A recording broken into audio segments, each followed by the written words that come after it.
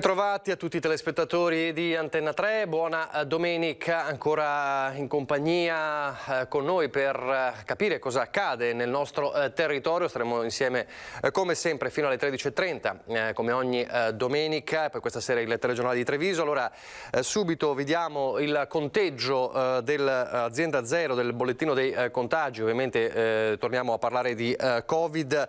L'ultimo dato delle ultime ore parla di 961 nuovi casi positivi in Veneto, che sommati al dato di ieri sera delle 17 fa 2167 nuovi positivi, nelle 24 ore 44 i decessi. Questa è la situazione aggiornata davvero all'ultima ora. È una domenica arancione, come sapete, come nel weekend, insomma, a livello nazionale, una fascia arancione che proseguirà per il Veneto e per altre regioni, cioè la Calabria, la Sicilia, l'Emilia e la Lombardia, fino al 15, il giorno in cui poi verrà emanato il nuovo DPCM e sapremo cosa accadrà. Certo, però resta, l'abbiamo raccontato anche ieri nei nostri telegiornali, c'è questo spettro di un Veneto a rischio rosso, a rischio zona rossa, se davvero poi i parametri del Comitato Tecnico Scientifico e quindi poi adottati nel DPCM saranno più ristretti.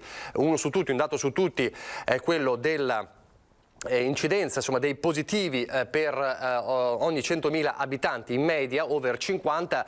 Un parametro potrebbe essere fissare un limite di 250 positivi ogni 100.000 abitanti over 50, e il Veneto in questa situazione, con questo parametro, il Veneto adesso ha una media di 454 positivi ogni 100.000 abitanti over 50, sarebbe in zona rossa. Ma allora, siccome domani c'è un importante vertice tra governo e regioni proprio su questi criteri, chiediamo a chi si occupa di queste cose direttamente cosa ne pensa, insomma cosa prevede per le prossime ore e per i prossimi giorni. Buongiorno e buona domenica al sottosegretario alla Presidenza del Consiglio Andrea Martella.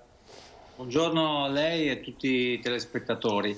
Allora, cosa accadrà? Ce lo stiamo chiedendo un po' tutti, è difficile dirlo concretamente, ma come la vede? Cosa potrebbe accadere davvero? Il Veneto è a questo spettro, insomma, della zona rossa molto vicino?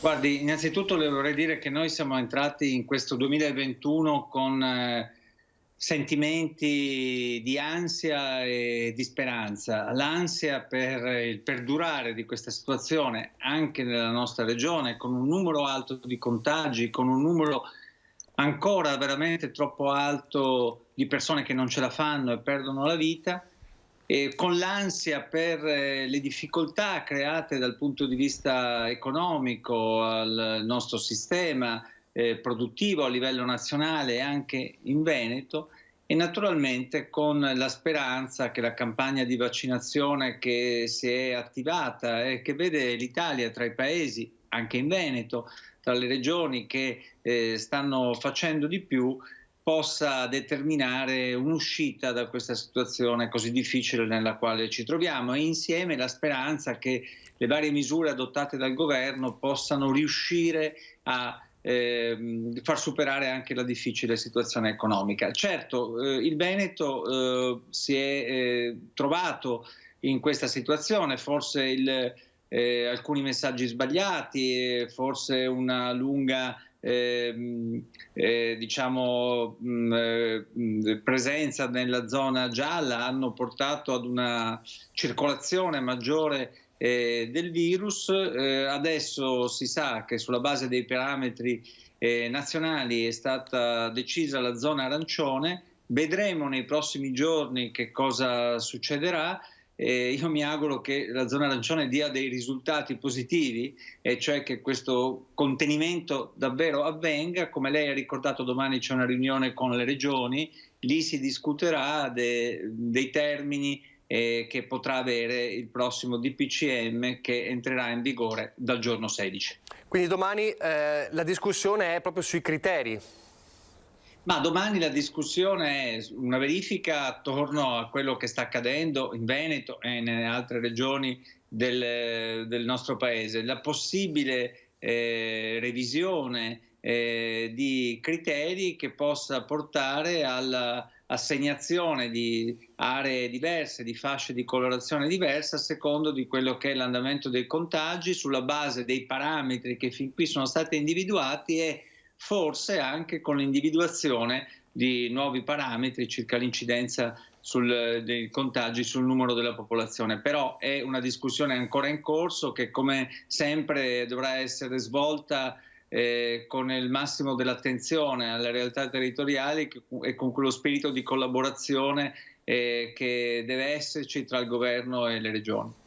Ecco, a questo punto fondamentale diventa il tema dei ristori. Peraltro abbiamo anche raccontato nelle scorse settimane come una parte, ad esempio, dei ristoratori sarebbe quasi più invogliata ad essere in una zona arancione o addirittura rossa, proprio perché in una zona gialla ci si trova in una sorta di limbo senza i ristori, ma i ristori devono arrivare e vengono attesi con grande ansia. Ieri c'è stata una lettera congiunta dei governatori in fascia arancione, quindi non solo il Veneto ma anche l'Emilia, Calabria, Sicilia e Lombardia, con una richiesta precisa al governo, al Premier Conte, diretta al Premier Conte, di ristori immediati, altrimenti, questo era il termine esatto, interi comparti economici rischiano di sparire dalla geografia economica italiana. Da questo punto di vista ieri c'è stato un post del Premier Conte che dice quanto riguarda il recovery plan ci si incontrerà nuovamente in Consiglio dei Ministri anche per cercare di assorbire quelle che sono le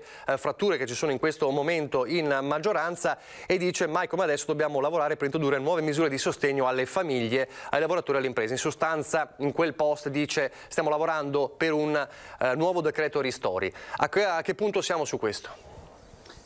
Siamo al punto che il Parlamento dovrà approvare probabilmente la prossima settimana uno scostamento di bilancio che permetta di avere le risorse necessarie per fare un nuovo decreto ristori. Sarebbe un quinto decreto ristori che noi abbiamo programmato per il mese di gennaio, dopo gli altri 4 che sono stati già approvati e che hanno portato ad una somma complessiva superiore ai 10 miliardi per l'erogazione di contributi a quelle attività di ristori appunto che sono rimaste chiuse o sono state penalizzate dalla collocazione nelle varie fasce. Non c'è dubbio che questo è un tema fondamentale, che l'emergenza si combatte dal punto di vista sanitario, che la tutela della salute ovviamente è la condizione per far ripartire anche l'economia, ma è anche necessario che le attività che rimangono chiuse o che sono più colpite possano avere delle forme di sostegno che le consentano di ripartire. Un nuovo decreto, quindi, come annunciato dal Presidente del Consiglio, è previsto nel mese di maggio, nel mese di gennaio. Nel frattempo è bene ricordare che già ieri si è visto come gli ultimi assegnati 628 milioni di contributi, di ristori sono stati già erogati, già sono arrivate alle aziende che ne avevano titolo. E credo, sempre sulla base di un principio di collaborazione, sarebbe importante che a questa attività del governo corrispondesse anche un'attività a livello regionale, e per cui, come hanno fatto altre regioni, l'Emilia, il Lazio, la Toscana, che hanno fatto delle misure a livello regionale, credo che sarebbe importante che anche il Veneto mettesse a disposizione delle risorse a favore delle nostre aziende, delle nostre attività produttive, così che le risorse nazionali e quelle regionali potrebbero contribuire maggiormente alla ripresa. Quindi mi aspetto che anche da questo punto di vista ci possa essere un'iniziativa della Regione Veneto, che sul punto ancora non ha preso nessuna iniziativa. Dal punto di vista dei vaccini, chiedo anche qui com'è la situazione anche per gli altri vaccini, non solo quello di Pfizer evidentemente. I dati di ieri ci hanno detto che il nostro paese è in testa in Europa per il numero di dosi somministrate di vaccinazione. È un lavoro molto complesso che deve continuare con il vaccino che è già a disposizione, con gli altri che dovranno arrivare, con gli altri che dovranno arrivare dopo che l'EMA avrà dato la certificazione necessaria. È una macchina complessa che abbiamo fatto partire, che il nostro sistema nazionale ha fatto partire in collaborazione alle regioni, e bisogna spingere molto perché la vaccinazione sia precisa, di massa, si rivolga a tutti, a cominciare naturalmente dai più fragili, da quelli più esposti come gli operatori sanitari e i più fragili come gli anziani o coloro che possono avere delle patologie, ma dovremmo arrivare in tempi rapidi ad una vaccinazione di massa. Io credo che sia importante che i cittadini si rendano conto che significa salvaguardare se stessi e significa salvaguardare anche gli altri. Non è un obbligo, però è un dovere. Vorrei richiamare in questo senso le parole di Papa Francesco, che hanno detto giustamente che il vaccino ha un senso etico, e in questo senso io credo dovremmo richiamarci tutti quanti per fare in modo che davvero venga compresa dalla maggior parte dei cittadini il senso e la responsabilità che può avere questa vaccinazione. Faccio l'ultima domanda: quanto la preoccupa, come dire, la frattura di Renzi, insomma, questo continuo tira e molla di questi giorni? Peraltro proprio da noi nella nostra diretta il sottosegretario all'interno Variati l'altro giorno ha detto anche sul tema dei ristori è difficile poi fare decisioni di governo se tutto viene rallentato da situazioni di crisi all'interno della maggioranza. Quanto la preoccupa questa situazione? Ma non mi preoccupa particolarmente, però sono convinto che in questo momento non ci sia bisogno di una crisi di governo, non ci sia bisogno di avere una minore incisività e efficacia nell'azione di governo. Penso ci sia bisogno di rilanciare l'azione del governo, penso che ci sia bisogno di rilanciare la qualità del lavoro complessivo, di non perdere delle occasioni storiche che noi abbiamo di fronte, però penso anche che non sia il tempo delle barricate, sia il tempo del dialogo, del confronto, sia il tempo delle responsabilità, come ha richiamato nel suo messaggio di fine anno il Presidente Mattarella facendo appello ai costruttori. Ecco, noi ci stiamo muovendo in questo modo. Non mi pare sia difficile giungere a una ricomposizione. Nei prossimi giorni il recovery plan al quale abbiamo lavorato e che è stato anche davvero migliorato verrà portato in Consiglio dei Ministri, poi andrà in Parlamento, e mi auguro davvero che si possa lavorare tutti insieme per un programma di fine legislatura, che ci consenta, con le forze politiche dell'attuale maggioranza, di pensare alle nuove generazioni, di pensare alle famiglie, alle imprese, ai lavoratori e a tutti coloro che da questa pandemia hanno subito conseguenze davvero, davvero difficili. Ecco, questo è il senso del lavoro che dobbiamo fare. Se ci sono queste condizioni di disponibilità e di confronto da parte di tutti, io credo che non ci saranno problemi. È chiaro che il primo decreto da fare sarà quello per i ristori, e che naturalmente dovranno avvenire anche nella nostra regione, anche in Veneto, a tutela dei lavoratori e delle imprese della nostra regione, che, ricordiamocene sempre, sono la spina dorsale del nostro sistema e al quale dobbiamo non solo rivolgere il nostro lavoro, ma sempre grande attenzione. Grazie al sottosegretario Andrea Martella, buon lavoro. Allora ci sentiremo che nei prossimi giorni, da domani in poi, insomma, diventano giorni davvero cruciali per capire il futuro. Grazie e buon lavoro. Grazie a lei. Allora, l'avevamo accennato prima, il caso del Veneto e la lettera dei governatori delle regioni in fascia arancione. Ora vediamo il servizio che abbiamo realizzato con Christian Arboit che spiega questa situazione.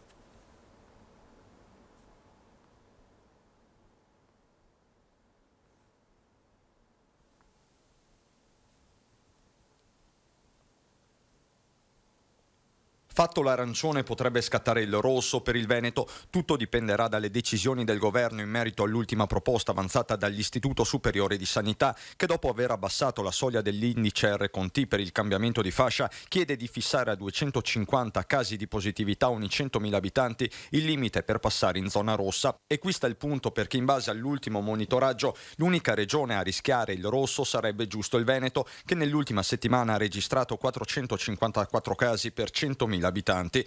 In attesa di un confronto tra governo e regioni, proprio da quelle arancioni, Veneto, Emilia, Calabria, Sicilia e Lombardia, è partita una lettera al governo per chiedere di accelerare sul fronte dei ristori. Parla di crisi profondissima lo stesso Zaia con i colleghi presidenti. A rischio, dicono, interi comparti che potrebbero essere cancellati dalla geografia economica, tema che la scienza riconosce pur parlando dell'utilità di misure restrittive. Credo siamo in un limbo e credo che l'approccio di arancione anche per il Veneto serva per valutare appunto come sarà l'andamento del prossimo futuro e sia più precauzionale, mi rendo conto, un'altra sofferenza per molte categorie di lavoratori. Lo spiraglio arriva ovviamente dai vaccini e da una campagna vaccinale diffusa, da qui l'appello del virologo a quegli operatori sociosanitari ancora diffidenti o contrari al siero. Noi come operatori sanitari dobbiamo considerare l'opportunità di difendere noi stessi, di difendere la nostra famiglia, perché in molti casi abbiamo infettato anche i nostri familiari, ma soprattutto il rischio è che contagiamo i nostri pazienti e soprattutto più fragili. Quindi è un'esigenza di rilanciare questo orgoglio professionale. Buongiorno anche a Federico Capraro, buongiorno e buona domenica, presidente di Ascom Confcommercio Treviso. Buongiorno Nicola, buongiorno a tutti. Allora, queste le parole del virologo Pregliasco e poi il servizio appunto che racconta di come ci si potrebbe avvicinare, potrebbe scattare in Veneto una zona rossa con parametri più stretti, ce l'ha spiegato anche il sottosegretario alla presidenza del Consiglio Andrea Martella. Domani comunque c'è questo incontro importante tra il ministro Boccia e le regioni, il governo e le regioni, proprio per fare un piano su questi criteri. Evidentemente ci sarà da discutere e non poco. Domani mattina alle 10.30, domani poi c'è il punto stampa del governatore Zaia alle 12.30, quindi sicuramente sapremo qualcosa di più anche di questo vertice molto importante. Capraro, per il settore ristorazione, poi allargheremo anche il raggio, ristorazione, bar, locali, un Veneto in zona rossa, cosa significa?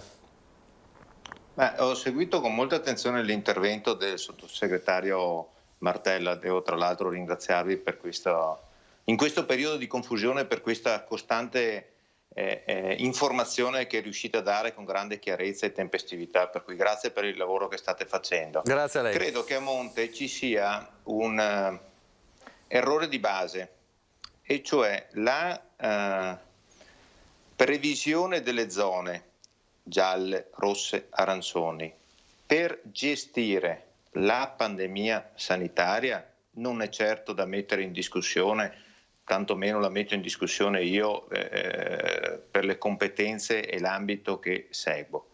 Credo che l'errore stia nell'ancorare i ristori alle zone. Provo a spiegarmi. I ristori, che io chiedo siano indennizi, poi se volete spieghiamo anche il perché, certo, non vanno ancorate alle zone, vanno ancorate alle effettive perdite di fatturato delle imprese. Mi spiego, all'interno della stessa zona, quindi di una zona dello stesso colore, vi sono attività che lavorano come prima e più di prima e vi sono attività che non lavorano. All'interno di zone di colori diversi vi sono attività che non lavorano indipendentemente dal colore della zona alla quale appartengono.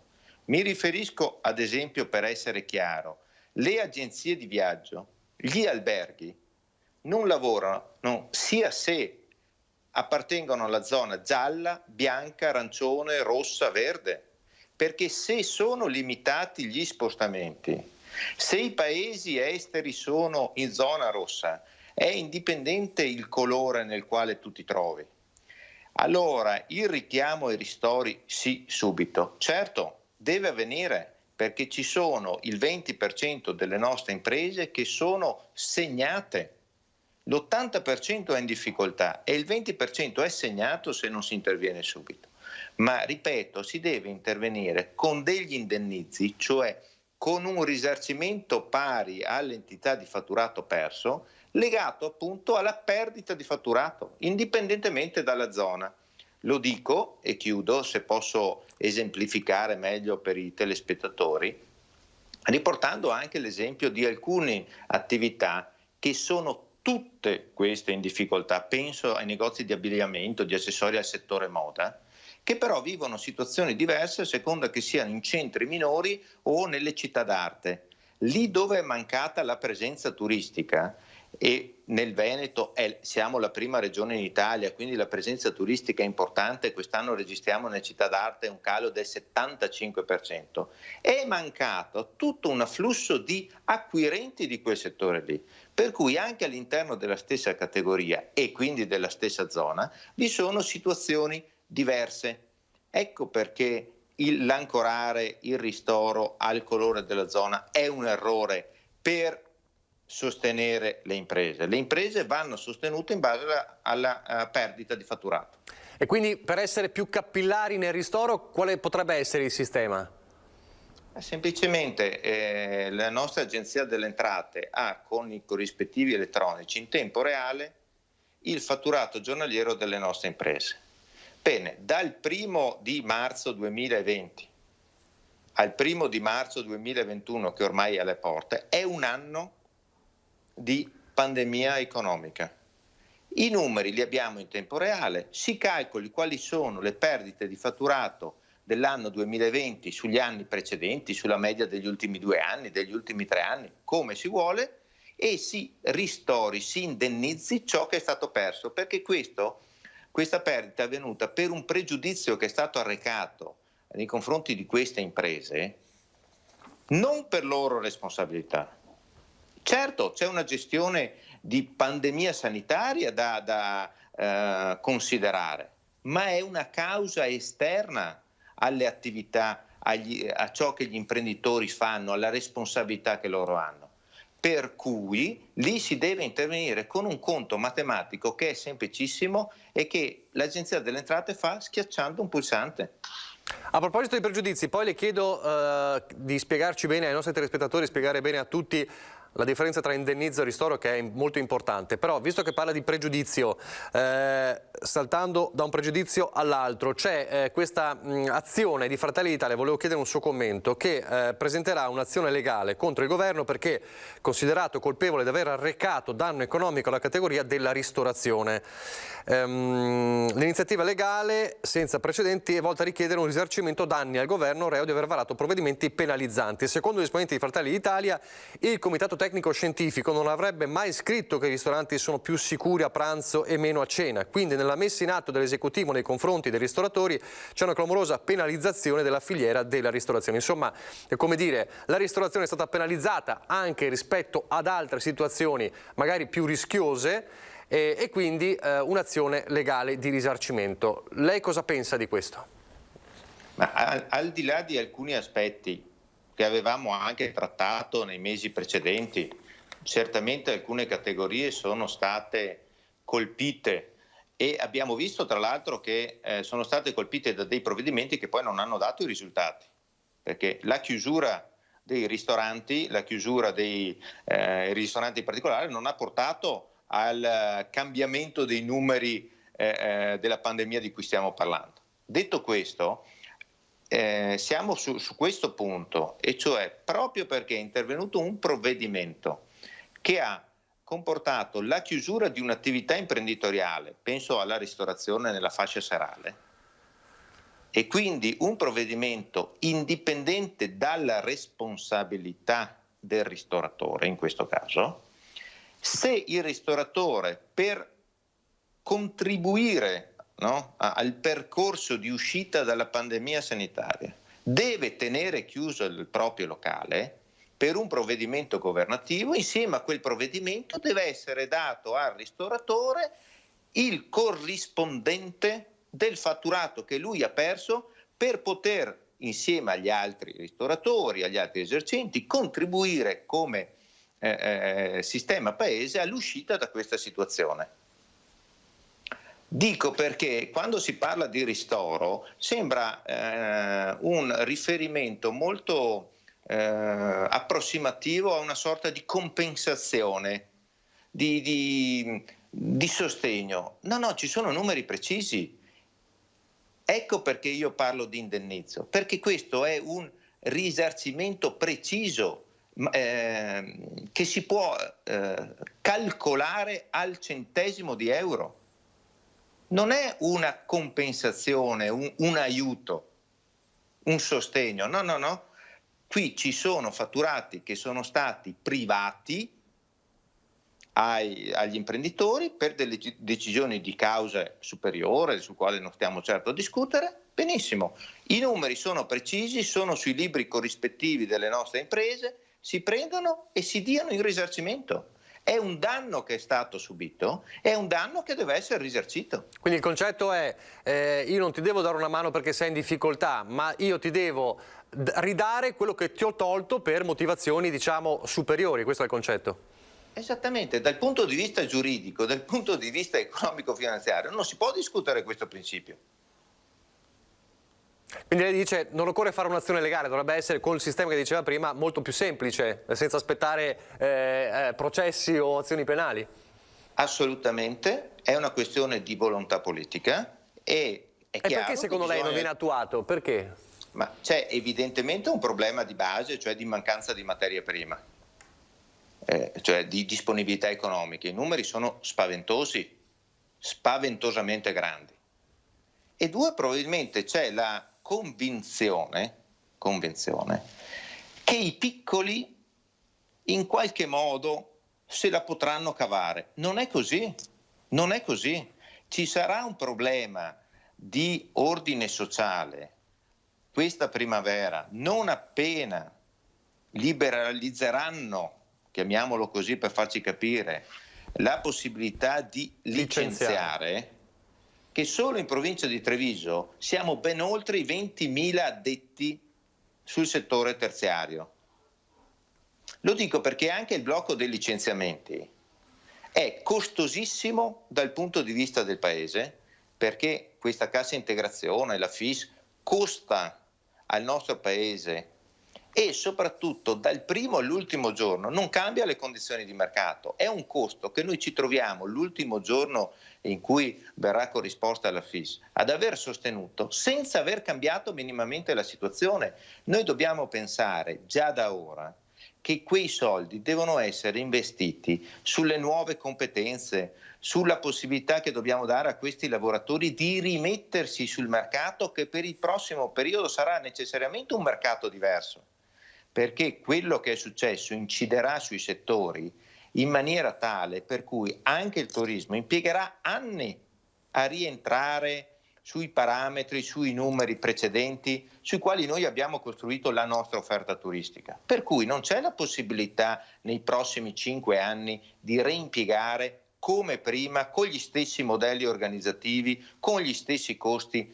quello stesso numero di addetti.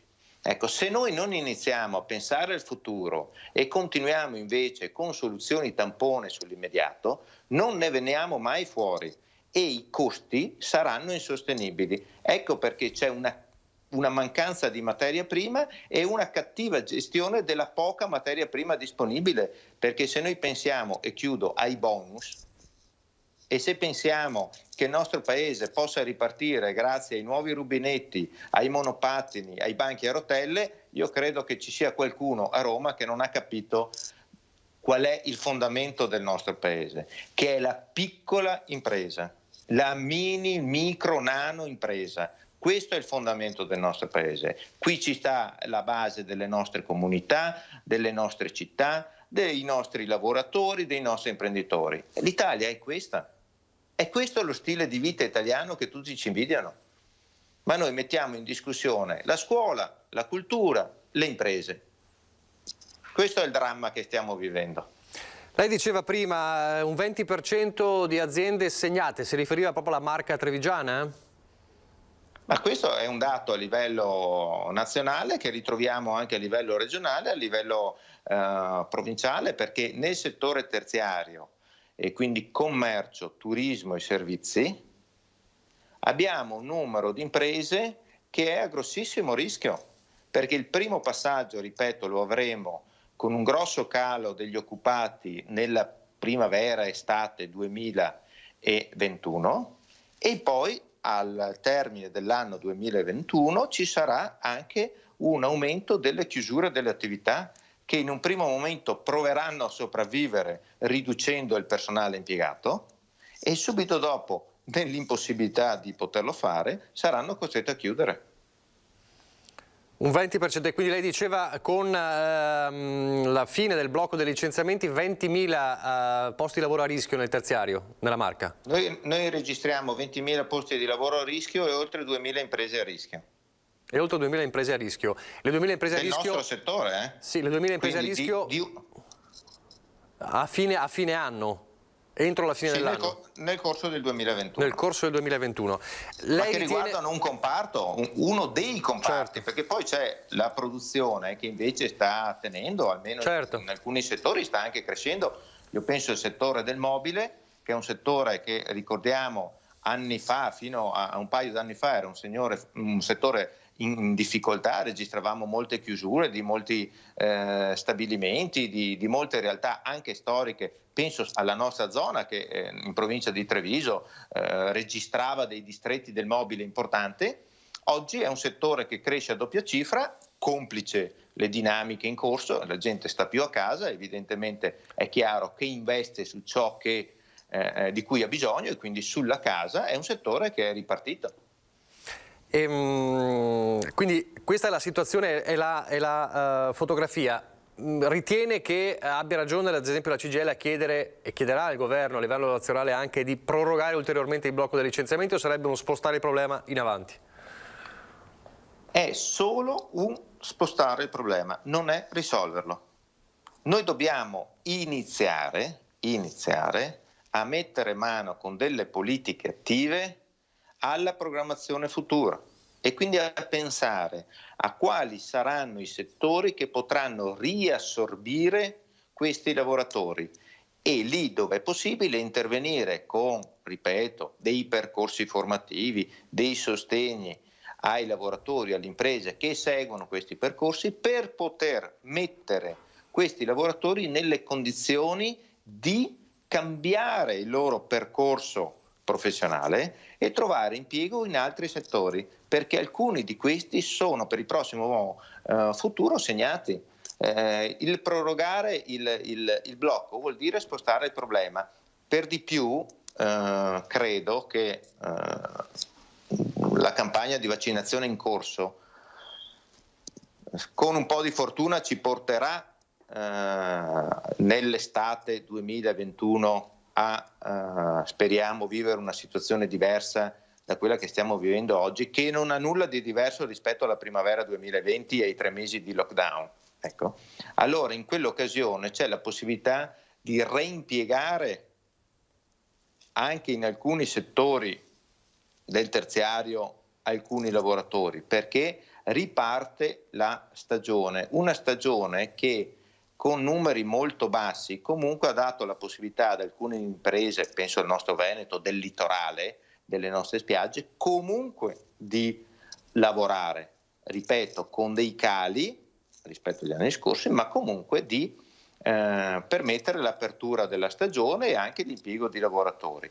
Ecco, in questo caso noi dobbiamo approcciare la nuova stagione già con queste soluzioni. Non credo che il blocco dei licenziamenti sia la soluzione. L'ultima domanda riguarda i vaccini, l'ha accennato lei. 2 settimane fa il presidente di Confindustria Veneto Carraro diceva dovrebbe essere obbligatorio anche per i dipendenti delle aziende. Lei cosa dice? Io credo che così come gli indennizi siano la soluzione per l'aspetto economico, è chiaro che i vaccini lo sono per l'aspetto sanitario. L'unica soluzione che abbiamo è proprio quella della vaccinazione, che deve essere il più veloce possibile. Si sta pensando e parlando, no? Da un lato ha una sua logica di permettere gli spostamenti in aereo solo a coloro che hanno la disponibilità nel passaporto sanitario di indicare la loro vaccinazione. Per quale motivo? Perché così non si porta in giro il virus. Ecco.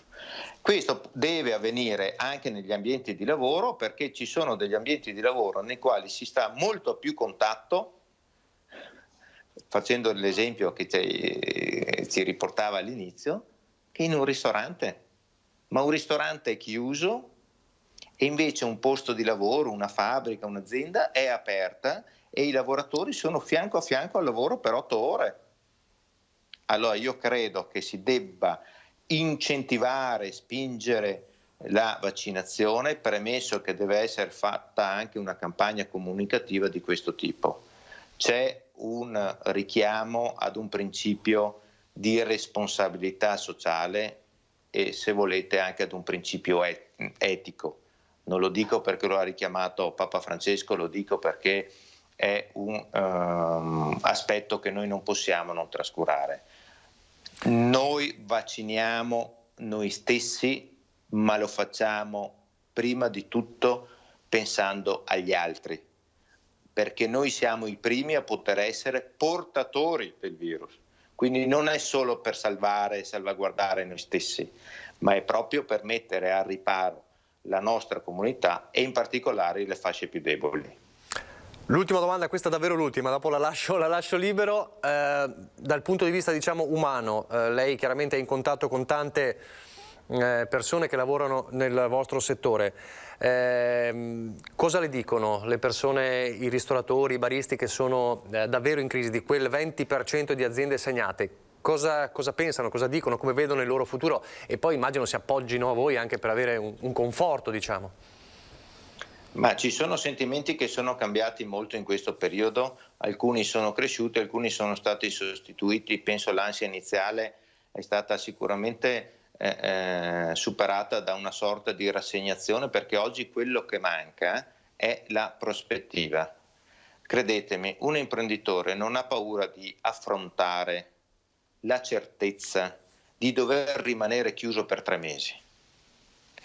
Un imprenditore vive il dramma nel momento in cui non sa cosa succederà nel suo futuro. Qualsiasi indicazione, seppur dura, seppur difficile, seppur complicata anche dal punto di vista economico-finanziario, è una situazione a cui l'imprenditore da sempre è abituato a far fronte. Quello che sta mancando è la prospettiva futura, cioè quale paese vogliamo, come vogliamo che in questo paese le nostre imprese siano presenti e protagoniste. Se noi non diamo a queste imprese delle indicazioni precise che dicano: guardate, tenete duro perché nel 2022 il costo del lavoro sarà questo, il costo del fisco sarà questo, il costo della burocrazia sarà questo, gli impegni, i grandi progetti, penso al nostro Veneto, le Olimpiadi, la candidatura a UNESCO che è diventato un riconoscimento che oggi deve necessariamente riportare all'attenzione del mondo questo pezzo di territorio. E le infrastrutture che servono a rendere questi progetti fruibili. Se noi non diamo queste indicazioni, non c'è imprenditore che può pensare di fare dei sacrifici, di tener duro, di ricorrere a qualsiasi tipo di risorsa a indebitamento. Il dramma è che oggi gli imprenditori si stanno indebitando per pagare i debiti, perché non sono arrivati gli indennizzi adeguati. Invece l'imprenditore non ha paura di indebitarsi per creare le prospettive di sviluppo per la sua azienda nel futuro. Ecco, ciò che serve, e così chiudiamo, se serve fiducia, e questo è chiaro, serve competenza, serve velocità e servono certezze nella prospettiva futura, progetti e pianificazioni future. Questo servono alle imprese. Grazie allora, grazie davvero al presidente di Ascom Confcommercio Federico Capraro e buona domenica. Grazie a tutti voi. Grazie. Allora noi ci fermiamo per la pubblicità, poi torneremo e parleremo ancora di vaccini. Fra qualche minuto avremo con noi anche, ed è un piacere, il vescovo di Treviso, Monsignor Michele Tomasi.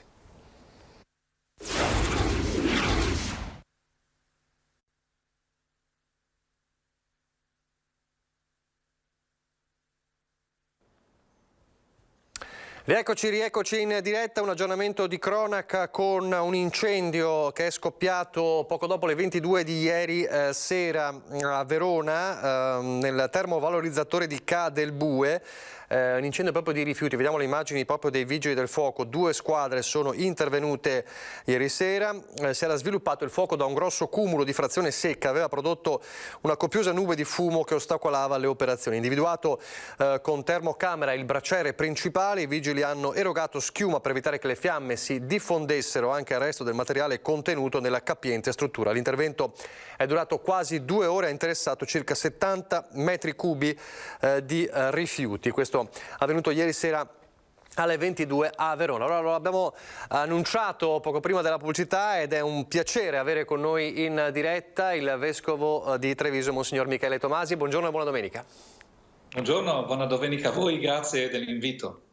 Allora, tante cose da chiederle, abbiamo 10 minuti circa. Allora, le chiedo, visto che abbiamo parlato più volte con gli ospiti precedenti che hanno richiamato proprio le parole del Papa, il vaccino, ha avuto parole molto importanti il Papa, vorrei che le commentasse, insomma, ha parlato di un vaccino una scelta etica.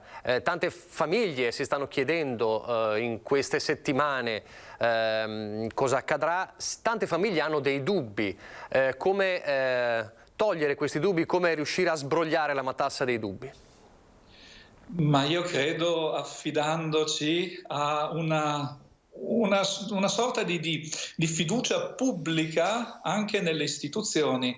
Grazie a Dio siamo in una società democratica fatta di pesi e contrappesi, abbiamo un sistema anche di controllo pubblico della validità, della bontà di questi vaccini. Pochi di noi sono tecnici nel campo, io mi devo affidare a qualcuno, mi fido di quello che mi dicono le istituzioni e a queste condizioni sono assolutamente d'accordo, ma non potrei diversamente, con il Papa che dice parole di grande saggezza e parole di verità.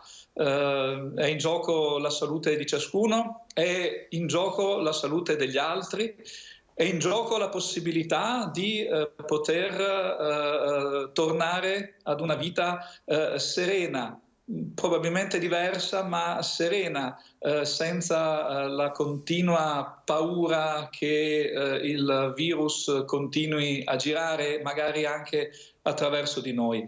È un discorso veramente etico e un discorso di amore, davvero, di cura per noi stessi, per le persone che amiamo, per tutte le persone a questo mondo. È un momento in cui possiamo, con un atto di responsabilità e di saggezza, fare davvero il bene nostro e il bene di tutti.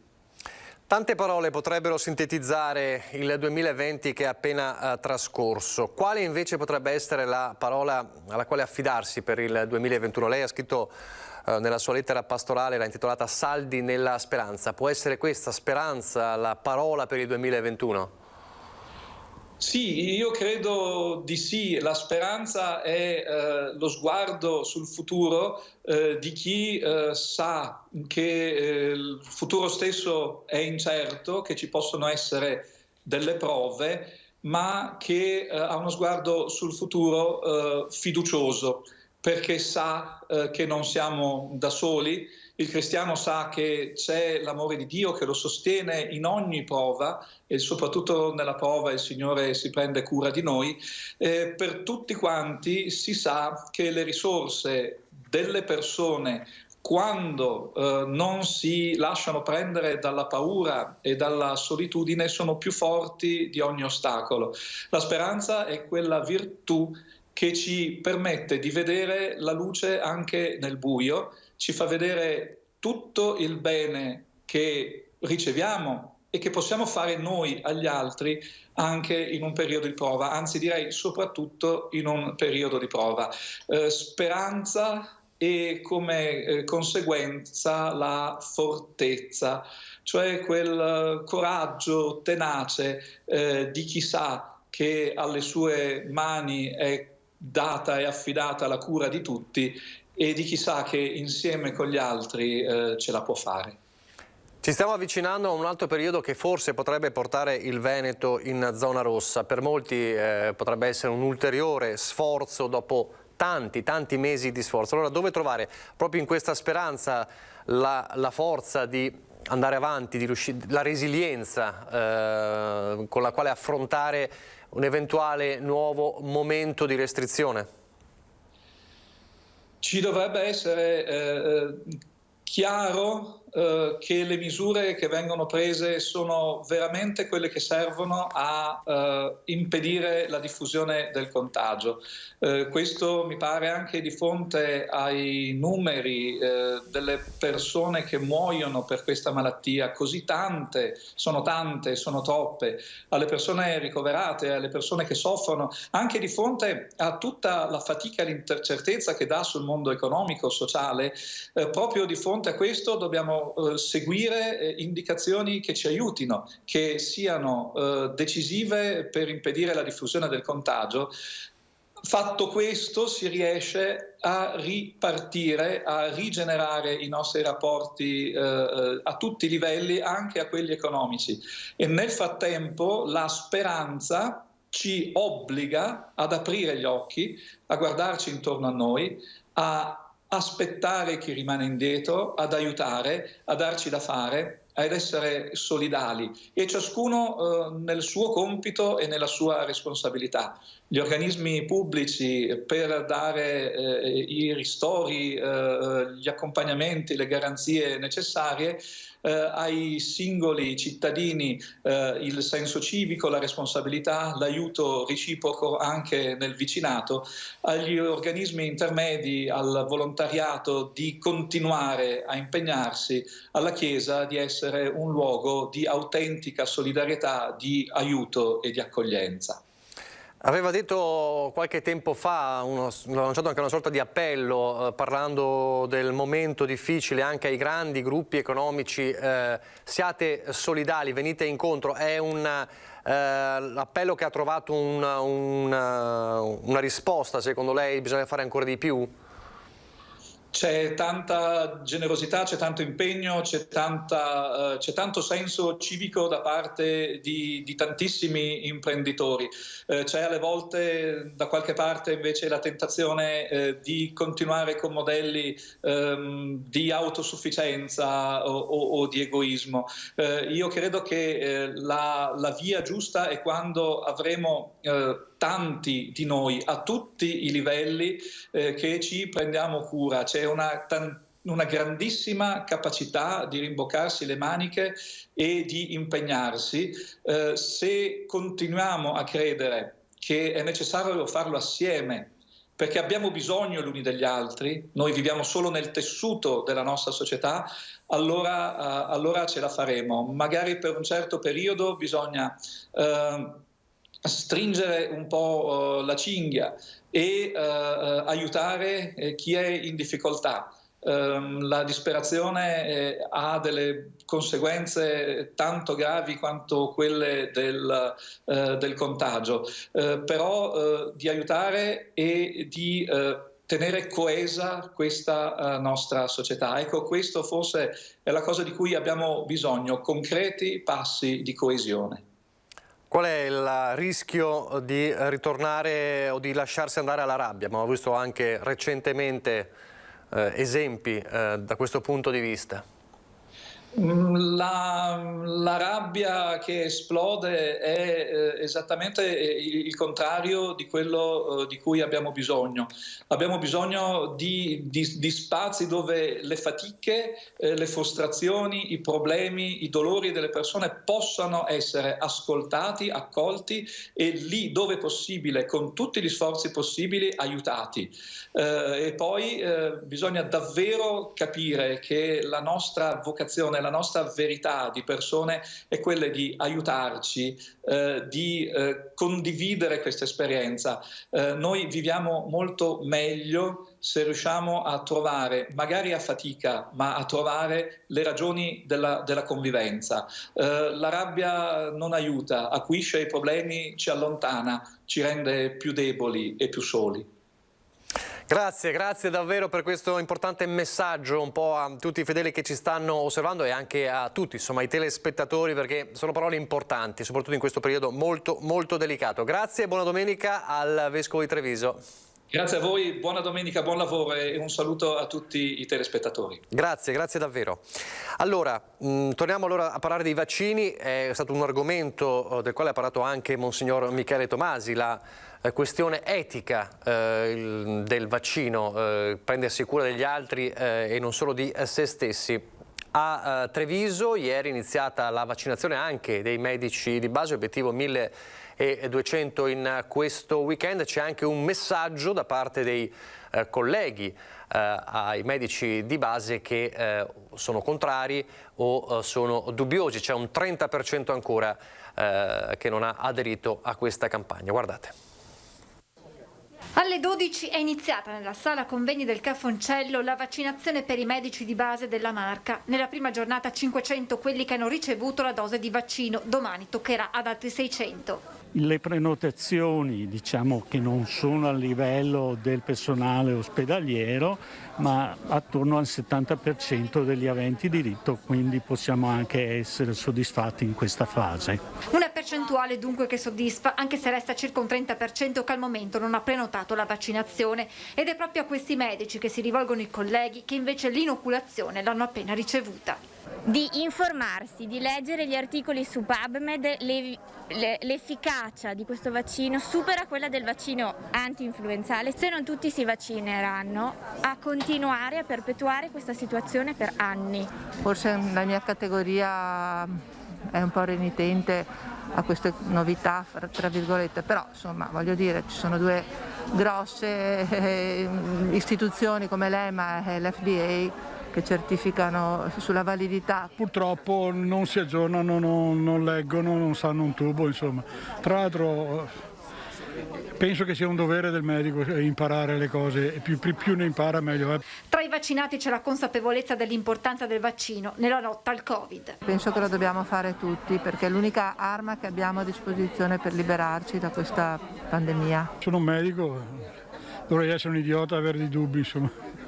Non vedevo l'ora, anzi se me la facevano anche un mese fa l'avrei fatto volentieri. Io ho fatto una testa così in Africa alla gente per vaccinarsi, non posso non vaccinarmi, insomma, no, è un controsenso. Sono felicissima, è un miracolo della scienza e è l'unico strumento che abbiamo che ci permette di terminare questa pandemia. E quello di oggi è stato anche l'ultimo giorno nell'ULSS 2 della responsabile del servizio igiene e sanità pubblica Anna Pupo, a cui sarà affidato un nuovo primariato a San Donà di Piave. La soddisfazione di avere insieme comunque a molti miei collaboratori messo in piedi questa macchina, è rodata, funziona bene e quindi vado via contenta.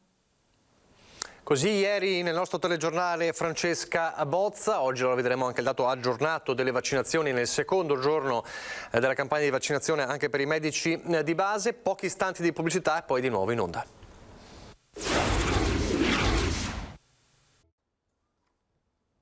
Eccoci di nuovo in diretta, allora spazio un po' anche al dibattito politico, ovviamente legato all'emergenza Covid. Saluto e ringrazio e buona domenica all'onorevole Sara Moretto di Italia Viva, buongiorno.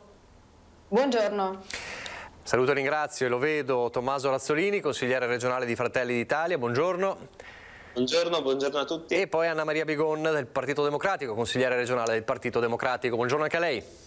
Buongiorno, grazie, buongiorno a tutti. Allora, partiamo da qui, partiamo da quanto dice Matteo Renzi in un'intervista a Repubblica, crisi di governo, Renzi dal Premier zero risposte, se vuole la Conte in aula fa un errore politico e numerico. Onorevole Sara Moretto, l'abbiamo parlato anche in apertura della nostra edizione straordinaria con il sottosegretario Martella. Che succede, che sta succedendo, cosa potrebbe accadere nei prossimi giorni? C'è un governo che trema ancora di fronte a questa come dire, rivendicazione di Italia Viva importante di Renzi sul recovery plan. Che accadrà? Martedì è convocato un Consiglio dei Ministri proprio per l'approvazione del recovery plan, il piano che quindi dovrebbe scrivere come si utilizzeranno i 209 miliardi che arrivano dall'Europa. Oggi è domenica e non abbiamo ancora un testo sul quale dovremmo ovviamente esprimerci e lavorare come forza politica in Consiglio dei Ministri martedì. Quindi quello che chiediamo è di poter avere un testo che ad oggi non c'è e sul quale discutere, verificare se in parte almeno sono state accolte le osservazioni che abbiamo fatto, visto che insomma ci abbiamo lavorato sodo e visto che crediamo che non sia oggi il momento di perdere questa straordinaria occasione, e siamo convinti anche che queste risorse dovrebbero essere investite in modo che i loro effetti si possano dispiegare nei prossimi 10 anni sui giovani, sulle famiglie e sulle imprese. Quindi vediamo se ci questo piano sul quale vogliamo discutere nel merito. Quali sono i punti che più non piacciono a Italia Viva? Ma come in parte si sa, non piaceva, diciamo, non abbiamo ancora rassicurazioni su questo perché abbiamo visto una sintesi delle modifiche ma non il documento vero e proprio. Non ci piaceva la distribuzione delle risorse. Vorremmo che si scommettesse di più su sfide per il futuro piuttosto che semplicemente mettere quei soldi su progetti già in atto. Vorremmo che si investisse di più sui giovani, sulla competenza, sulle competenze e il lavoro per i giovani. Vorremmo che sul fronte delle imprese si passasse da una logica dei bonus ad una logica del sostegno agli investimenti, come si è fatto tra l'altro in recenti governi del passato. Quindi diciamo le nostre richieste sono piuttosto puntuali e le abbiamo indicate in 62 osservazioni che abbiamo fatto nero su bianco alla bozza di Recovery Plan. Bigon, c'è un governo in ostaggio di Renzi secondo lei?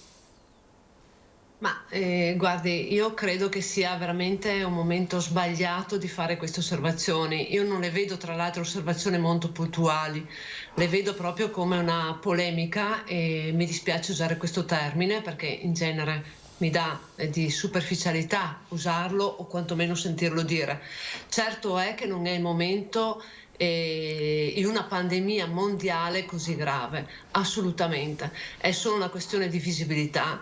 Sappiamo che il partito di Renzi comunque ha ridotto anche i termini abbastanza minimali e credo che assolutamente sia strumentale. Non è il momento, non è il modo, non vedo anche osservazioni precise, non credo che sia il problema della bozza, credo che i problemi siano altri. Mi auguro che rientrino per il bene di tutti e soprattutto per una stabilità del governo di cui ne abbiamo veramente bisogno. Moretto, adesso onorevole torno da lei perché credo che voglia replicare, però voglio sentire anche Razzolini. In tutto questo in mezzo c'è una opposizione che dice eventualmente siamo pronti, ci si è pronto, il Paese davvero potrebbe essere pronto ad andare al voto secondo lei? Credo che il Paese possa andare al voto come è andato per le regionali, come altre nazioni andranno quest'anno, quindi non credo che la pandemia influenzi negativamente il voto. Sicuramente bisognerà stare attenti, però non è questo secondo me il problema. Il problema è oggi che c'è una crisi di governo, motivo in più per la quale è giusto chiedersi ma ha senso oggi essere governati da questa classe dirigente dove Renzi, che è il personaggio più furbo di questi ultimi anni della politica italiana, va a mettere dei punti di domanda sul Recovery Fund, anche giustamente, per carità, però io vorrei sottolineare che questo Recovery Fund è sono delle risorse che arrivano alla nostra nazione e che indebiteranno in maniera importante tutto il nostro paese che dovrà poi pagare questi debiti anche nel futuro, quindi nei giovani che dovranno farsi appunto a capo questo onere che potrebbe essere anche corretto se i soldi vanno e serviranno per rilanciare, per migliorare le infrastrutture, per essere più competitivi, per crescere il PIL nazionale. Ma se oggi la stessa forza di maggioranza mette in dubbio perché non ha visto niente, perché non ha letto, perché non sa, perché non è convinto, non è l'opposizione questa, è una forza di maggioranza, ma da chi siamo governati? Questo gli italiani se lo chiedono, e allora è una presa di posizione di Renzi per portare a casa qualcosa, per cercare di portare a casa qualche posticino in più, visto che comunque insomma Renzi nel far questo è anche bravo, o cosa? Però credo che davanti a questa situazione anche di conflitto della maggioranza, dove in questo momento ci sono i ristoratori e non solo che aspettano i ristori, nel giornale oggi si diceva c'è il rischio che 1 su 3 non riapra più. Abbiamo un sistema che sta veramente collassando non solo a livello sanitario, dove stiamo molto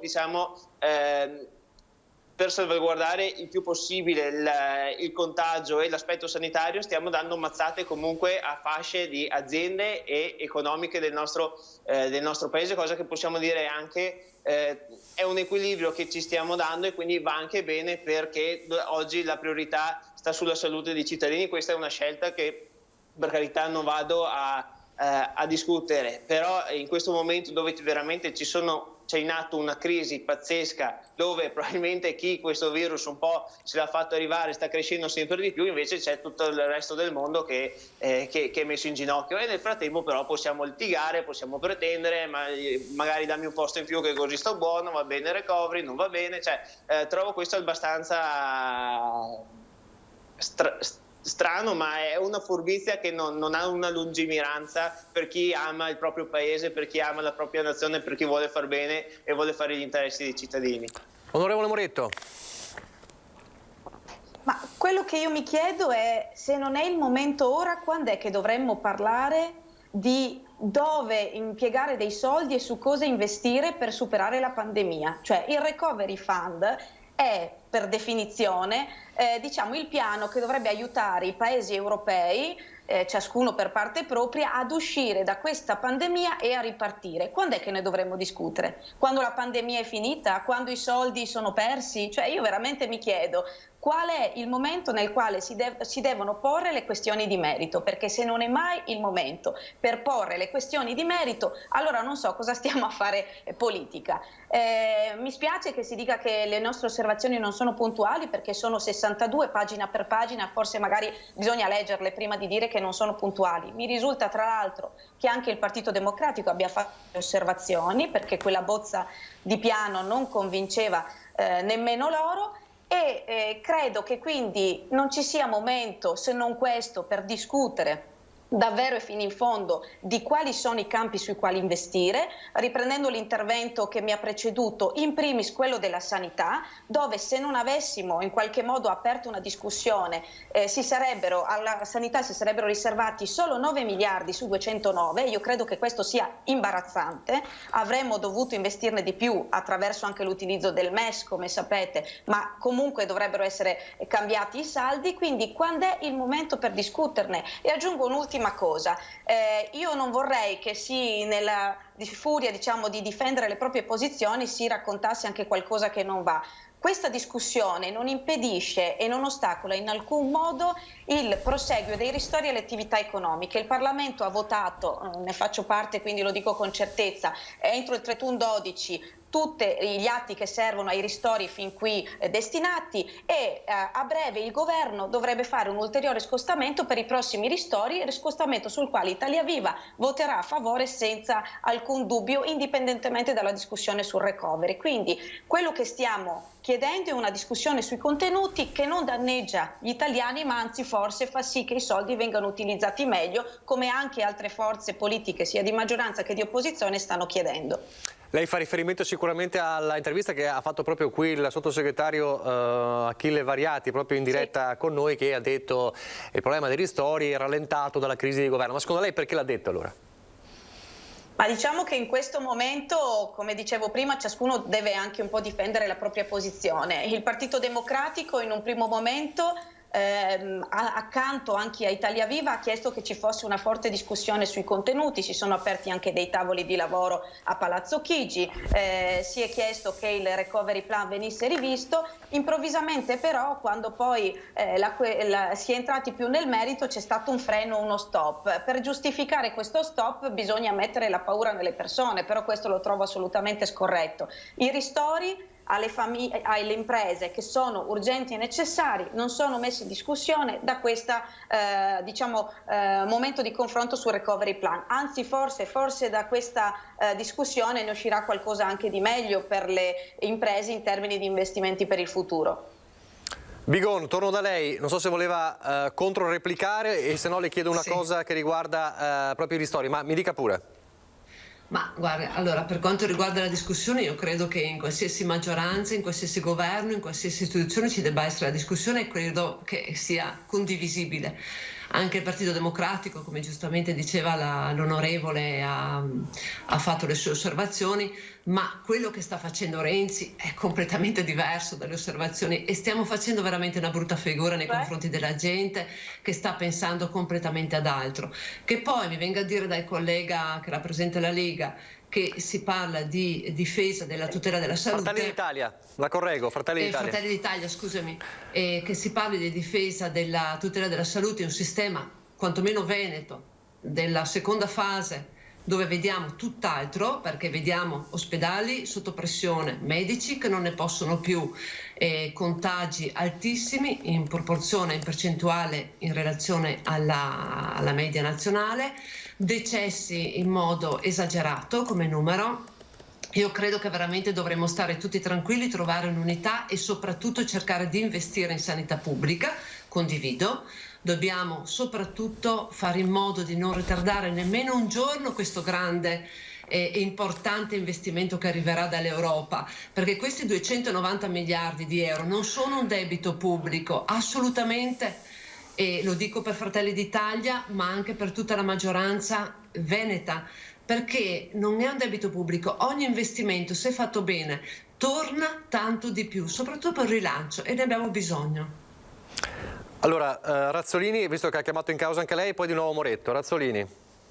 Allora, in merito a quello che diceva alla fine la collega Bigon, tornerà se l'investimento è fatto bene, sono d'accordo, però bisogna che l'investimento sia fatto bene. Non mi pare che ci sia stata tanta lungimiranza sugli investimenti in questo ultimo anno, anche vista l'emergenza Covid, ad esempio banchi a rotelle o monopattini elettrici da parte di chi ci governa, però mi auspico che veramente questi soldi vengano spesi bene.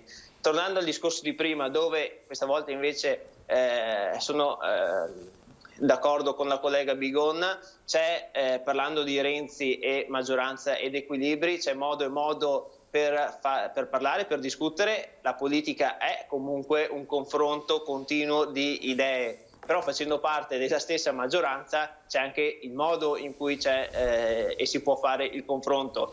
Fare un confronto mettendo la crisi al governo e quindi mettendo ancora più incertezza. Già oggi il problema anche italiano è che non si vede una luce in fondo al tunnel e i cittadini sono esasperati perché per quanti sacrifici continuano a fare non c'è una linea che in questo momento fa vedere un miglioramento della situazione sanitaria ed economica. In più, se andiamo a mettere ancora incertezza su incertezza, sappiamo bene che anche per i mercati e per le attività economiche l'incertezza non fa assolutamente bene. Perciò c'è anche un modo di porsi in questo. Se a Renzi non piace questo governo, se a Renzi non piace tutta una serie di cose, che lo sfiduci e che si torni a votare con una maggioranza stabile. Insomma, dalle prossime elezioni si dovrebbe uscire con una maggioranza stabile. Saranno i cittadini a scegliere. Quello che intendevo, Bigon, sul discorso sacrificare l'economia a favore della sanità, quello che sto dicendo io è che se chiudiamo i ristoranti, se chiudiamo i bar, se chiudiamo gli impianti sciistici, se chiudiamo i commercianti, eccetera, perché pensiamo che questo possa comportare un maggiore incremento di contagi e quindi chiudiamo quella parte con questo intendo, non voglio assolutamente, non era riferito ad altro, era tener chiuso una cosa per cercare di dare un miglioramento ad un'altra. Ovviamente oggi le aziende che teniamo chiuse, alcune che magari anche non hanno avuto un'entrata da parte del governo a livello economico-finanziaria, e questo è negativo, perché se chiediamo di chiudere dobbiamo ristornare, cioè non possiamo chiedere alle aziende di tener chiuso senza poi dare questo mancato introito, perlomeno una parte, per cercare di traghettarli finché non si risolve il problema, perché sennò li mettiamo veramente in crisi. Moretto.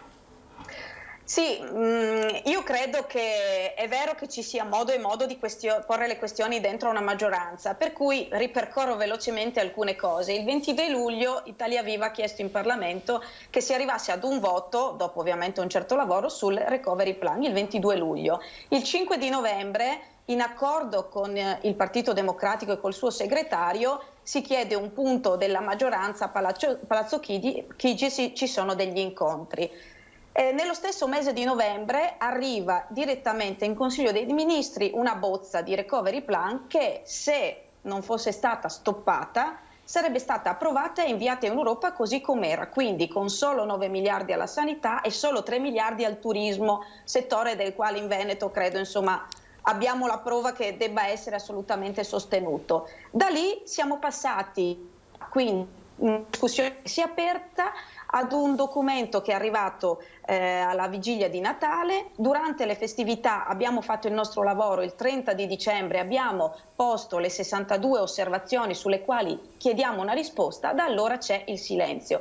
Credo anch'io che ci sia modo e modo, però che dal 22 di luglio al 10 di gennaio non ci sia stata una risposta nel merito delle questioni, credo che non possa essere vista come una voglia di mettere in discussione solo posti. Capisco che è più facile semplificare e raccontare che Renzi è brutto e cattivo, che i parlamentari di Italia Viva vogliono i posti. Vi assicuro che insomma non è così, abbiamo anche messo a disposizione invece i posti che sono occupati attualmente dalle ministre di Italia Viva, proprio perché crediamo che il problema oggi sia capire quanti soldi investiamo sulla nostra sanità, come li investiamo. Giustamente si diceva che un debito diventa ricchezza se viene investito bene, come investiamo i soldi nella nostra sanità, quindi come vengono trasferiti alle regioni e quali investimenti verranno privilegiati. Mi auguro i servizi territoriali, quello che un po' è mancato ovviamente in questi mesi di pandemia anche nel nostro Veneto, come verranno investiti nel turismo, se si danno ancora degli aiutini o se invece si sostengono le imprese negli investimenti per il futuro. Questo stiamo chiedendo e credo che sia questo che interessi anche agli italiani. Non ci si accusi in maniera semplificata di chiedere posticini o aprire dalle crisi, quando vi ho appena fatto il cronoprogramma e dal 22 luglio che chiediamo di discutere nel merito delle questioni. E ad oggi, 10 gennaio, il testo del nuovo recovery plan ancora non c'è, non è nelle mani delle nostre ministre. Allora, con Bigon chiudiamo sul tema Renzi cattivo, diciamo, e poi volevo coinvolgervi su un altro tema. So che l'onorevole Moretto forse ha un impegno, però io spero che ci possa stare con noi ancora qualche minuto. Sì, proviamo. Perfetto. Allora, Bigon, giusto per chiudere la questione Renzi, e poi volevo porvi una domanda. Ma all'onorevole Moretto dico, non siamo noi del Partito Democratico o comunque esponenti politici che dicono che assolutamente volete dei posti, eccetera. Questo è quello che è stato passato alla gente, questo è quello che vede purtroppo la nostra cittadinanza, ed è questo negativo, perché se entriamo nel merito, io credo che tutti abbiamo il diritto, soprattutto all'interno della maggioranza, di dire le proprie osservazioni, di farle presente. Io sono d'accordo sulla sanità, assolutamente, sui giovani, eccetera. Però ecco, questo non è passato alla gente. Perché? Perché il modo è sostanza spesso, e soprattutto nel momento in cui lo si fa, ripeto, nelle sedi magari a mio parere non opportune. Comunque, al di là di questo, credo e mi auguro che rientri il tutto, soprattutto perché anche un giorno di ritardo in questo momento potrebbe essere negativo, e condivido con quanto ha detto Variati. Ci stiamo perdendo in discussioni politiche, non tanto nel merito, nella qualità, ma quanto nella strumentalità, e questo purtroppo è il messaggio che è stato passato.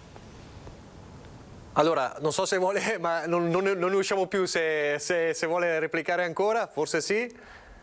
Il problema, sostanzialmente è quello che dice Bigone, è che passa questo, poi la sfiducia da parte della gente si accresce, questo è il concetto. Passa attraverso il lavoro del giornalismo, della stampa, quello che sta facendo lei anche oggi, passa quello che le forze politiche raccontano. Allora non mi si può dire che noi abbiamo posto le questioni nei modi e nei tempi e nei luoghi sbagliati, le abbiamo poste in Parlamento e a Palazzo Chigi dentro al governo, mi si dica dove dovevamo porle. Ovviamente se poi ai giornali viene continuamente raccontato che Italia Viva è brutta e cattiva e pone queste questioni, è ovvio che i giornali riportano quello che viene dichiarato. Io inviterei tutti, visto che siamo tutti membri delle istituzioni, mi pare di capire, di almeno nelle nostre posizioni, di riportare fatti e questioni concrete, non impressioni. L'impressione ai cittadini dipende anche da ciò che noi raccontiamo, ed è per questo che noi abbiamo voluto fortemente agganciare tutto questo dibattito a dei contenuti sui quali, ripeto, siamo pronti ad un confronto, ma non perché vogliamo fare il +1, ma perché vogliamo discutere davvero di quello che ci sarà diciamo i prossimi mesi, e mi auguro i prossimi anni, appunto perché si tratta di investimenti del nostro paese. Da questa pandemia dobbiamo uscirne velocemente, quindi si faccia presto questo piano, non si dica che lo ritardiamo perché abbiamo chiesto di anticipare se possibile il Consiglio dei Ministri, si faccia presto e si faccia bene. Allora, entriamo proprio nel merito. Non so se avete avuto occasione di sentire poco fa, prima dei vostri interventi, c'era il presidente di Ascom Confcommercio Treviso, Federico Capraro, che è tornato su una questione più volte ribadita, ma ribadita con forza nuovamente, e riguarda proprio i ristori. Allora, chiedo cosa ne pensate. Ascom, le categorie economiche, ristorazione.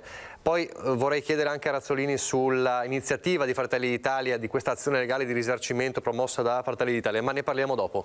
Il fatto è questo: Confcommercio, Ascom, i negozianti, il terziario, il turismo chiedono basta collegare il ristoro in se stesso alla zona, perché è sbagliato, l'errore è a monte, non si può collegare il ristoro o la quantità del ristoro alla zona gialla, perché ci sono realtà completamente diverse. C'è chi anche in zona gialla perde, c'è chi anche in zona rossa invece riesce ad avere un fatturato, ed è una richiesta forte. Perché non è stato fatto? Si potrebbe fare, è un problema di liquidità, cambiare proprio il sistema dell'indennizzo, o meglio del ristoro, non più legato alle fasce rosse, ma all'effettiva perdita del fatturato in questo anno di pandemia. Moretto. Ma premettendo cosa che ho dichiarato fin dall'inizio, e quindi insomma che confermo, è evidente che mai nessun ristoro, per quanto corposo, potrà compensare davvero le perdite che le attività economiche hanno avuto in questi mesi così difficili. Quindi è evidente che l'unica via è quella della ripresa al più presto, in sicurezza ovviamente, dopo aver garantito la salute e il sostegno al riavvio delle attività economiche. Detto questo, è evidente che mentre in un primo momento, e quindi da questo punto di vista non posso che concordare con la scelta che è stata fatta durante la prima ondata, bisognava trovare un modo veloce e diciamo il più ampio possibile di ristoro, e quindi in quella fase si scelsero alcuni criteri. Io credo che in questa seconda avremmo dovuto un po' correggere il tiro. Ci sono due questioni che rendono i ristori, soprattutto in questa seconda fase, un po' meno efficaci. Primo, il fatto che sono rigorosamente agganciati ai codici Ateco, e sappiamo tutti benissimo che i codici Ateco non colgono fino in fondo la realtà delle imprese, perché ci si registra alla Camera di Commercio, ma nel corso degli anni si cambiano attività, insomma non sto qui a ripetere cose che tutti sappiamo. Dall'altra, per garantire la rapidità anche in questa seconda ondata, si è scelto di agganciare il ristoro a chi lo avesse già chiesto durante la prima ondata e al periodo di perdita di fatturato solo di aprile. Ecco, io credo che questo meccanismo oggi vada assolutamente superato. Ieri o l'altro ieri il ministro Gualtieri ha confermato che sono partiti tutti i ristori relativi alle attività chiuse durante il periodo festivo. Adesso lo verificheremo di fatto, perché preferisco sempre controllare con i diretti interessati. Come vi dicevo, fra qualche giorno c'è un ulteriore scostamento di bilancio che libera risorse per ulteriori ristori. Io credo che questi nuovi ristori, lo abbiamo detto e credo ci sia convergenza anche su questo aspetto, debbano essere non più agganciati, come diceva lei, a zone, fasce o codici Ateco, ma alla reale perdita del fatturato. Venezia, del mio territorio, ne è l'esempio, non è zona rossa, evidentemente le attività di quella città sono pressoché dormienti. Quindi effettiva perdita di fatturato e periodo di calcolo di questa perdita un po' più ampio, perché non può essere un mese quello che è simbolico e significativo rispetto ai danni che ha subito un'impresa. Quindi io mi auguro, stiamo lavorando per questo, che i ristori che arriveranno dopo queste nuove risorse seguano questo nuovo criterio. Bigon, è fattibile questo cambio di prospettiva? Allora, io sono sempre stata un po' contraria a quelli che sono i contributi a pioggia, nel senso che i ristori devono sicuramente tener conto anche di alcune categorie che hanno magari perso di più rispetto ad altre, o quantomeno all'interno della stessa categoria valutare effettivamente il danno che ognuno ha subito. Sarà difficile, probabilmente, sarà difficile, e forse lo può fare più un'istituzione territoriale più vicina al cittadino, penso la regione, o quantomeno nella distribuzione, eccetera. Però ecco, effettivamente è una considerazione, sono degli stimoli che noi assolutamente bisognerà tenerne conto. Non mi dilungo oltre per quanto riguarda quanto ha già detto l'onorevole Moretto, che condivido, perché così è stato e così dovrebbe essere. Teniamo anche presente che però in questo momento anche la Regione Veneto deve fare la sua parte. Io faccio parte del Consiglio regionale e quindi non posso esimermi da dire questo, perché abbiamo visto altre regioni che tanto hanno dato in più rispetto a noi.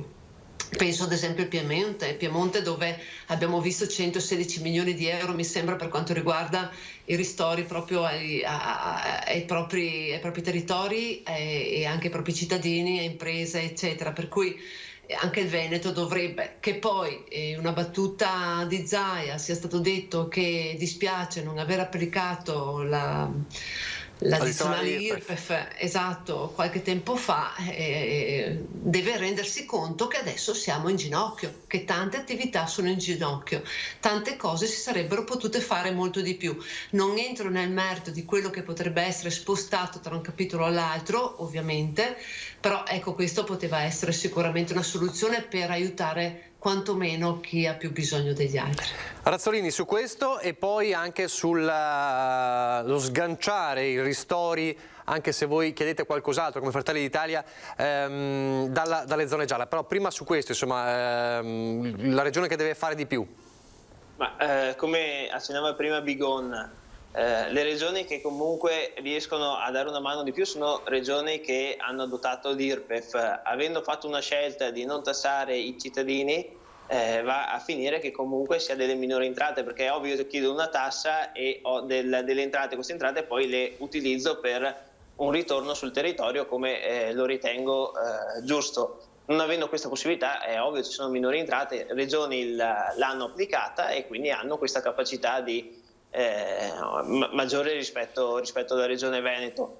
Per quanto riguarda i ristori, Fratelli d'Italia propone che ci sia la base sul fatturato 2019, ovvero in base a quello che io lavoravo e guadagnavo l'anno prima, che mi sia riconosciuta una parte su questo. Oggi Fratelli d'Italia sta portando avanti anche un'iniziativa per far causa al governo sulla mancanza appunto di ristori a tutti gli enti, a tutti i locali pubblici, quindi bar, ristoranti, eccetera. Io veramente sono sconvolto. Anche l'altro giorno, il 7 e l'8, apertura bar, ristoranti, però poi chiusura sabato, domenica e essendo anche zona arancione tutta questa settimana fino al 15. Non so se chi fa queste regole lo fa perché conosce cosa vuol dire avere dei pubblici esercizi e quindi di avere delle attività di ristorazione, ok. Nel senso che la materia prima costa e la materia prima non dura in eterno, ha una scadenza. Quindi io autorizzo, no? Perché poi il nostro Presidente del Consiglio autorizza, quindi siamo autorizzati a tenere aperti 2 giorni, il giovedì e il venerdì, dove si sa benissimo che non sono dei giorni grandissimi per la ristorazione come potrebbe essere invece il venerdì sera, il sabato, la domenica, eccetera. Obblighiamo quindi i bar e i ristoranti a comprare materia prima, per poi non si sa bene come lavoreranno giovedì e venerdì, però in caso se avanza qualcosa si butta via, quindi anche proprio spreco. Bastava andare al bar in questi giorni e il fusto della birra, ad esempio, non lo aprivano, volevi una birra, te la davano in bottiglia, ma perché? Perché è inutile aprire un fusto se poi la birra non finisce e vado a buttare via il guadagno in questo. E un'altra cosa invece che secondo me sarebbe importante per quanto riguarda i ristoranti e chi appunto lavora sul cibo, anche per dare una mano a quegli operai, a quelle aziende che lavorano e non sanno dove andare a mangiare, di attivarsi come fatto in primavera, perché mi pare che in questo momento non si possa, e far sì che siano delle mense aziendali per i lavoratori che sono in giro, perché veramente ci sono dei problemi anche per chi lavora fuori comune, distante da casa, per andare a mangiare e non sa come far per mangiare nella pausa pranzo. Cioè, anche questo va valutato, va aiutato, quindi in questo caso si aiuterebbe da una parte il ristoratore, che comunque ha la possibilità di fare mensa aziendale, ovviamente con il contratto e con tutto quello che era necessario anche in primavera, e danno anche una mano agli operai che stanno lavorando, perché assolutamente questo è indescrivibile. L'ultima battuta, allora, onorevole Moretto e la consigliera Bigon. Allora, parto da quello che diceva Razzolini prima, cito anche una nota, no? Secondo Fratelli d'Italia il Comitato Tecnico Scientifico non avrebbe mai scritto che i ristoranti sono più sicuri a pranzo e meno a cena, quindi quella messa in atto dall'esecutivo nei confronti dei ristoratori è una clamorosa penalizzazione della filiera della ristorazione, anche nei confronti di altre ambienti, centri commerciali, insomma altre situazioni dove l'assembramento c'è. Quindi Fratelli d'Italia dice sostanzialmente c'è una penalizzazione senza criterio di un settore e quindi promuove questa azione legale contro il governo. Cosa ne dite? Moretto e Bigon. Sì, io credo che è evidente che sono state assunte, si sono dovute assumere decisioni molto difficili in questi mesi, prendendo in parte ciò che arrivava dal Comitato Tecnico Scientifico, ma anche assumendo delle decisioni politiche. Immagino quindi, per esempio, che la scelta di privilegiare i pranzi sia proprio per venire incontro a quello che diceva Razzolini poco fa, ovvero che a pranzo il servizio di ristorazione è anche un servizio che va incontro a chi lavora, a chi è in ufficio o in cantiere, ma che ha bisogno di in pausa pranzo poter trovare un servizio di ristorazione, mentre la sera si presta di più ovviamente per chi come noi avrebbe voglia di poter uscire con gli amici e quindi ad un altro tipo di servizio. Credo anche però che in questi mesi ci siano state diverse contraddizioni, dalle quali, lo diceva prima anche la Bigon, la Regione non sia assolutamente esente, quindi diciamo che forse la difficoltà delle decisioni sicuramente avrà prodotto qualche disattenzione, qualche errore al governo. Per esempio io sono una di quelle che è uscita esprimendo contrarietà alla chiusura dei centri commerciali nel sabato, nei giorni festivi e nella domenica, cosa che anche la Regione poi aveva voluto anche in qualche modo anticipare, perché credo per esempio che consentire l'assembramento nelle vie del centro per toglierlo dai centri commerciali non risolva la questione da un punto di vista sanitario, e dall'altro ricordiamoci che dentro i centri commerciali ci sono tanti piccoli commercianti che hanno il loro negozietto nelle gallerie e che hanno la stessa difficoltà del piccolo negoziante che è all'interno del centro storico. Quindi io credo che ci siano state decisioni che si sono dovute assumere in un momento molto difficile, che sicuramente molte sono le attività che hanno subito queste decisioni. Ribadisco, proviamo, visto che ormai abbiamo vissuto la prima e la seconda data, io mi auguro che non ce ne sia una terza, da questo punto di vista il vaccino ci dà questa speranza.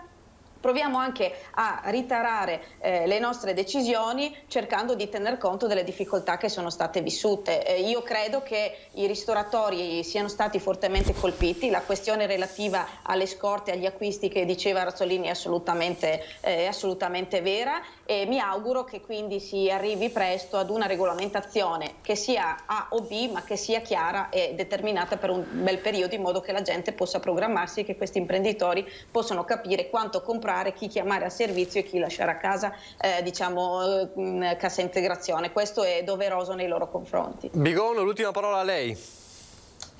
Grazie. Allora, il governo è intervenuto sicuramente per limitare quelli che erano i momenti di relazione tra le persone, perché sappiamo che questo virus si contagia altri nel momento in cui sono accanto a queste persone, vi sono gli assembramenti e quindi possibilità di relazione. Abbiamo visto che anche all'interno della scuola il problema non era tanto evidente e grave, ma il problema era fuori dalla scuola, e quindi negli autobus, negli assembramenti, nei bar, non tanto all'interno o nei ristoranti, ma fuori da questi. Quindi dividendo quello che era l'orario e chiudendo il tutto dopo le 6, è evidente che l'unico scopo era quello di diminuire le relazioni tra persone, e quindi che il contagio non avesse più questa forte valenza. Dopodiché noi parliamo di imprese, ma finché non risolviamo il problema del Covid, noi non avremo una ripresa, Questo è il problema. Noi guardiamo il Veneto, 2 mesi che siamo in zona gialla. Partiamo da oggi, da domani inizia la zona arancione. Ma di cosa stiamo parlando? Abbiamo visto quanti numeri abbiamo avuto di morti e che numero di positività abbiamo avuto. Finché manteniamo la possibilità di aperti tutti o quasi tutti, comunque non riusciamo a limitare quello che è la pandemia e quindi anche l'economia ci rimette. Mettiamo un freno, andiamo veramente 15 giorni in zona rossa, 3 settimane e poi riapriamo. Riparte anche l'economia in questo modo qua. Se noi teniamo aperte tutte e 2 le strade, automaticamente non ce n'è per nessuno e senza pensare che comunque la salute deve essere in qualche modo tutelata ed è la prima, ma non c'è economia se non c'è salute. Io di questo ne sono convinta. Se il Veneto avesse chiuso 1 mese fa, adesso potremmo riaprire le scuole, cosa molto importante, e sicuramente i bar e i ristoranti avrebbero avuto la possibilità, non dico di recuperare quello che hanno perso, ci mancherebbe altro, vanno ristorati, devono essere ripagati del disagio, ma avrebbero una possibilità diversa, cosa che nel Veneto non abbiamo. Vedremo cosa accadrà domani poi con l'incontro, il vertice governo-regione e poi cosa accadrà con il nuovo DPCM. Saluto e ringrazio allora l'onorevole Sara Moretto, grazie per essere stata con noi, anche Tommaso Razzolini e Anna Maria Bigon. Grazie davvero. Grazie davvero, noi ci rivediamo come sempre domani, alle 12:30 ci sarà il punto stampa del governatore Zaia. Arrivederci.